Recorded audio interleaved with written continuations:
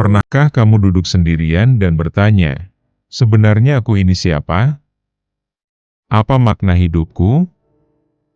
Kenapa aku sering merasa gelisah, padahal semuanya terlihat baik-baik saja? Tenang, kamu nggak sendirian. Pertanyaan-pertanyaan itu bukan cuma milik kamu. Ribuan tahun lalu, orang-orang seperti Socrates, Marcus Aurelius, hingga Kierkegaard, sudah bergulat dengan pertanyaan yang sama. Hari ini, kita akan menyelami dunia filsafat. Tapi bukan untuk jadi rumit atau sok pintar.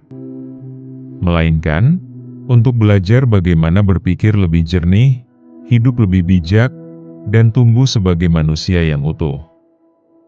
Banyak orang mendengar kata filsafat dan langsung merasa ngeri. Kebayangnya, teori-teori ruwet, buku-buku tebal, dan istilah yang bikin kepala berasap.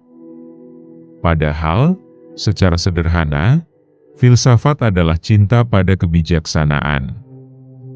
Dari bahasa Yunani, philo, cinta, sophia, kebijaksanaan.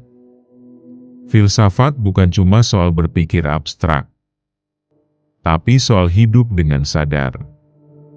Bukan sekadar menjalani hari, tapi memaknai hari itu. Socrates bilang, hidup yang tidak diperiksa adalah hidup yang tidak layak dijalani. Artinya, kalau kita cuma jalan otomatis, bangun, kerja, tidur, ulangi, tanpa refleksi, tanpa bertanya, kenapa? Kita kehilangan sesuatu yang esensial. Salah satu aliran filsafat yang paling relevan buat pengembangan diri adalah Stoicisme. Tokohnya, Marcus Aurelius, kaisar Romawi yang juga seorang filsuf. Epictetus, mantan Buddha yang jadi guru bijak. Seneca, penulis, negarawan, dan filsuf. Apa inti Stoicisme? Fokus pada apa yang bisa kamu kendalikan, dan lepaskan yang tidak bisa kamu kendalikan. Marcus Aurelius nulis dalam Meditasi, kamu punya kekuasaan atas pikiranmu, bukan atas kejadian di luar sana. Sadari ini, dan kamu akan menemukan kekuatan. Artinya, kita nggak bisa mengontrol omongan orang, perubahan dunia, atau cuaca yang mendung, tapi kita bisa mengontrol respon kita. Dan disitulah letak kebebasan sejati. Kita lompat ke abad 19. Ada seorang filsuf asal Denmark bernama Søren Kierkegaard. Dia dikenal sebagai Bapak Eksistensialisme. Dan salah satu pesannya yang paling dalam adalah, beranilah menjadi dirimu sendiri. Kierkegaard percaya banyak orang hidup dalam keputusasaan diam-diam.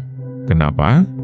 Karena mereka mengejar apa yang diinginkan orang lain, bukan apa yang sungguh-sungguh mereka yakini. Pengembangan diri bukan soal meniru orang sukses, tapi soal keberanian untuk menggali siapa kita sebenarnya, apa yang kita yakini, apa yang penting bagi kita, dan bagaimana kita ingin hidup. Lanjut ke filsuf yang lebih liar, Friedrich Nietzsche. Dia bilang, manusia bukan makhluk yang selesai. Kita adalah jembatan, bukan tujuan. Dan tugas kita adalah terus berkembang, melampaui diri kita yang sekarang. Nietzsche memperkenalkan konsep will to power, keinginan untuk terus tumbuh, memperkuat diri, menciptakan makna sendiri. Dia menolak mentalitas korban. Bagi Nietzsche, pengembangan diri sejati datang ketika kita berani menanggung rasa sakit, tantangan, dan kekacauan untuk akhirnya menjadi versi terbaik dari diri kita. Dia menulis, jadilah siapa dirimu, dan lakukan itu dengan sengaja. Tapi jangan lupakan filsafat dari timur. Dari India, ada ajaran Vedanta dan Buddhisme. Dari Tiongkok, ada Taoisme dan Konfusius. Apa yang mereka ajarkan? Kesadaran, keheningan, ketidakterikatan. Dalam Bhagavad Gita, Krishna berkata, bekerjalah tanpa terikat pada hasil. Fokuslah pada tindakan yang benar.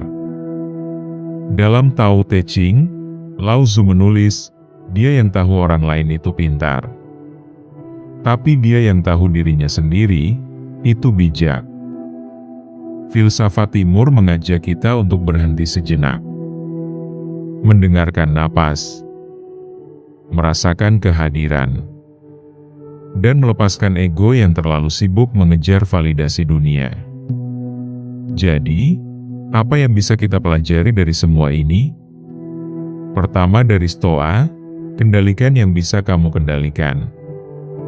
Kedua, dari Kierkegaard, beranilah menjadi otentik.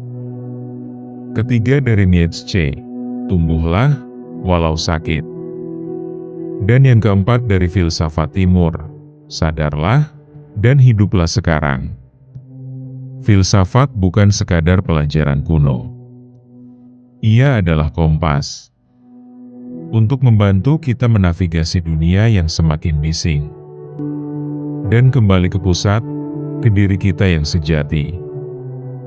Jadi mulai hari ini, coba tanya ke diri sendiri, apakah aku hidup sesuai yang kupercaya? Apa yang sedang kubentuk dalam diriku?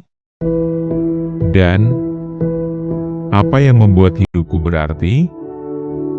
Bukan untuk mencari jawaban sekali jadi, tapi untuk terus bertanya, terus bertumbuh, dan terus menjadi manusia.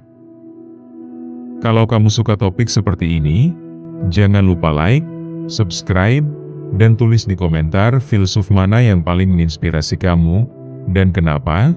Sampai jumpa di video berikutnya. Tetap berpikir, tetap bertanya, dan tetap berkembang.